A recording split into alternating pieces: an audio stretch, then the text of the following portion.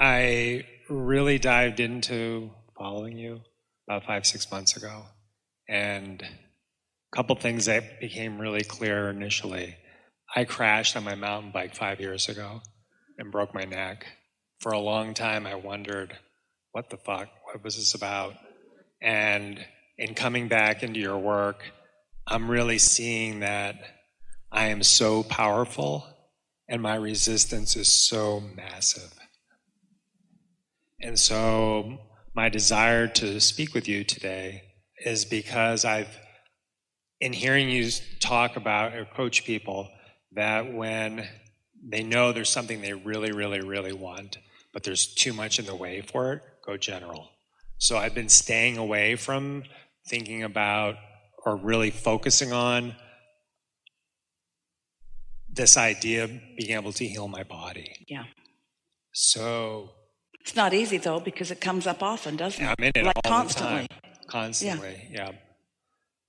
So I've been focusing on other things, and over the last few months, there's been some amazing things that are starting to show up, and so I've kept seeing myself in the hot seat with you, and every week or so it would change what I'd be talking to you about, and I didn't think it would be, well, back in January I thought it was this, and then every time in between it hasn't been talking about this subject, and I'm looking for some coaching for how to softly come into opening up to the possibilities of physical healing. Yeah. Without creating more resistance. I've been getting ready for you for a while. This conversation that's been evolving is ready for you, and you're ready for it too. So let's just have fun with it for a little bit here. There are two significant things that we've been talking about and that you've been hearing that we want to amplify right now. One is the getting ready, to be ready, to be ready, to be ready, and the willingness to be satisfied with where it is right now. This is the physical reality, but this is my level of satisfaction. And my level of satisfaction doesn't have to be tied to this. That's the key. Your level of satisfaction cannot be tied to the results you're seeking, because the results you're seeking aren't in evidence yet. Now, we're saying that to everyone about everything, but it's easier to hear it, isn't it, in relationship to this. So we'll keep saying it until it really clicks in a way that you can hear it. Finding satisfaction, period. Because think about it. Through life, you've been asking for a lot of things. And recently, you've been asking for physical rejuvenation, physical healing. So that's certainly in your vortex too. There are a whole lot of things in your vortex that are at various stages of gestation or ripeness or readiness for you to receive. That's not the question. The question isn't how far along is his healing in the vortex. The question is, how ready are you to match what's in the vortex? So let's say there's one thing that really matters to you right now, and it's obvious what it is. And there are 4 things that are important to you that are already really feeling good to you. If you focus on any one of those things that easily gives you a feeling of satisfaction, you are doing the best work for the one thing that hasn't come into alignment yet. But that's not how humans' minds usually work. You want to take the problem and give your undivided attention to the problem. So you take the thing that is not satisfying and you hold yourself there in a not satisfied and therefore not connected state of being. It's natural in humandom. It just doesn't work.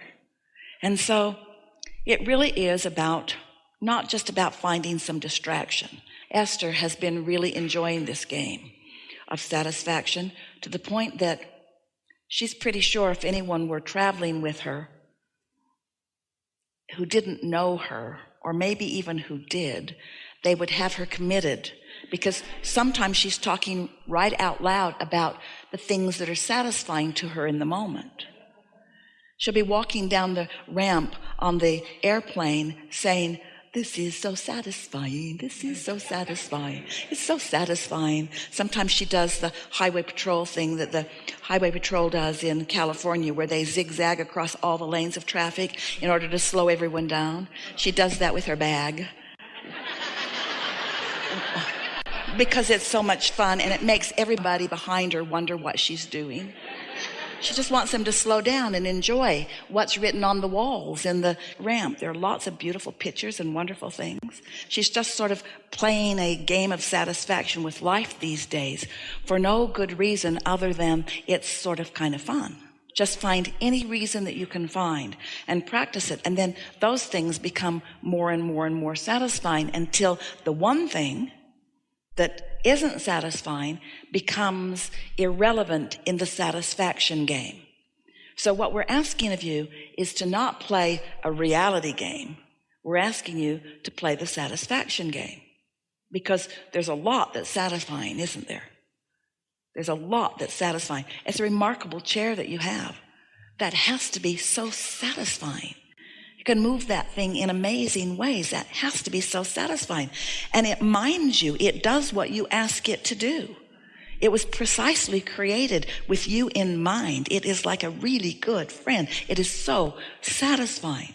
So you can just feel the satisfaction of the maneuverability of that magnificent machine that is moving around with you. And you can't feel satisfaction about that and dissatisfaction about something else at the same time. It's not possible. So then it turns out, because everything you want's in your vortex, and the only thing that keeps anybody from the full manifestation, the complete manifestation of anything that's in the vortex, is resistance that you've practiced. Well, when you stop practicing resistance, not because you don't have a reason to, you do, but because there are more satisfying things that are occupying what you're focusing upon, then those improvements that you're talking about, those things that are amazing that you're talking about, those ideas that begin occurring to you, the reception between your capable and agile mind, your capable and agile ability to receive the thought of your source. Ooh. Once those receptors are constant, every other receptor in your body kicks in. That's big stuff. But if you get the cart before the horse, if this matters so much that then it clogs up that, then that's clogged up and that improvement doesn't happen. Helpful? Yeah, you had We've been telling people for quite a while, we want you to be happy anyway. And sometimes they can hear it, they don't like it, but they take that to mean satisfied even though I don't have money, satisfied even though I don't have my life partner, satisfied even though. That's what they think they're hearing us say. It's not what we're saying. We're saying satisfied, not even though. Satisfied. Satisfied because, not satisfied in spite of. There's a difference. Satisfied because of these things, not satisfied in spite of these things. Satisfied, satisfied. They don't want to hear it, so we're asking you, be satisfied anyway. Well, that's kind of like in spite of. Satisfied, satisfied for this reason and this reason. And as momentum picks up on those things that you're satisfied about, then all kinds of things come into place. Because there is nothing that you cannot be or do or have. I made a list of 8 things that I didn't have much resistance around, things I thought would just be fun to create. And the first one was to have really exceptionally interesting, exciting, out-of-the-box wildlife observations or encounters. And I shared that with my wife, and who hasn't been very much diving into your work, but she's here with me, and she's been practicing in her own way, and just from things I'm sharing. So she put that intention out herself, and we kind of put it out as a co-creative thing between us. And she started having some really cool things showing up, and she saw 2 hawks mating and some other things like that. So while they're flying and spiraling toward Earth. Well, they were on a tree, but still. And so I didn't have much attachment to it, and just like, well, I wonder what's going to show up for me. And then a week later, I was in my room and something went slam against the window. And it's like, was that a bird? Because I get birds hitting. And then it happened about 30 seconds later, slam. And it's like, what is that?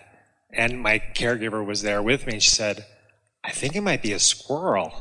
I was like, and then slam, it happened again, and she's like, it's a prairie dog.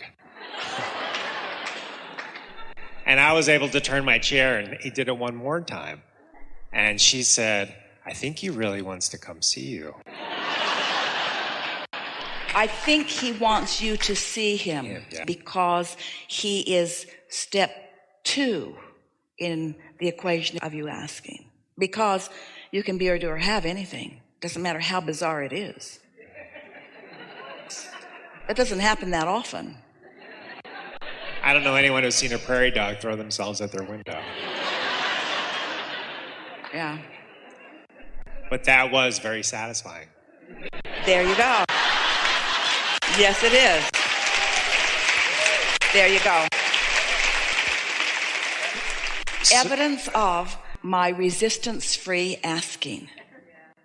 And when the path opens up enough, I had an experience that I think is going to answer my question, but I'm looking for clarity. I have some other intentions that I've set, and they've been more general. And it was just a week and a half ago, I was inspired to write an intention for my relationship with my wife. And one of the things I said was, I want us to discover ways of connecting sexually that are mind-blowing. And I stayed away from creating intention with her because, I wanted to stay general. And I was a little nervous that if I got too focused on it, I'd push it away. But all of a sudden one day I had the inspiration. I wrote that down. It felt really good. And then 3 days later, which was last Sunday, we had this amazing experience together. Yeah. And so the question...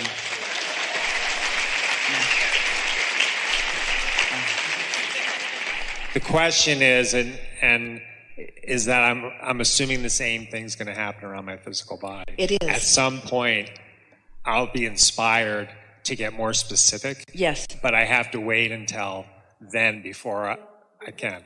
It's the difference between projecting a thought and receiving a thought. In other words, what we would like you to contemplate just for a little while is how your life experience has caused you to ask so much already. And so what you want is well understood by Source. Really, really, really well understood by Source. And it's a desire that is so powerful that it has the attention of Source in a very strong way. And so all the stops are out and all the cooperative components are gathered and it is all in place. And so the only thing for you to do is to be satisfied and allow and satisfied and allow.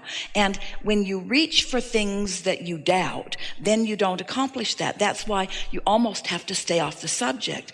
And that was a really good, powerful, big step toward showing you that you could ask for something that formerly you would not have even considered. But when the idea occurred to you and then it manifested in the way that it did, then it made you feel more confidence in other things that you may ask for that are inspired. In other words, once you get the hang of this and you've got it, sometimes even what you're asking for will be inspired. When that thought came to you, that wasn't a request. That was an inspired thought. That was a thought that you were ready to receive. Ooh, you were ready to receive the thought of it before you were ready to receive the experience of it. And had you not been ready to receive the thought of it, you couldn't have experienced the experience of it. And remember how the thought of it felt. And how satisfying it was even in the thought of it, you see. That's really the piece that we're wanting you to take from this conversation. And you've got it. You've got it. So then there are a few things. Don't rush anything, because when you're in a hurry, you're not satisfied. In other words, impatience is not your friend. Impatience means that you've got a vibration going on that's in your way. It's the satisfaction factor that you're looking for. But here's the big thing. Don't fake it. And don't push it.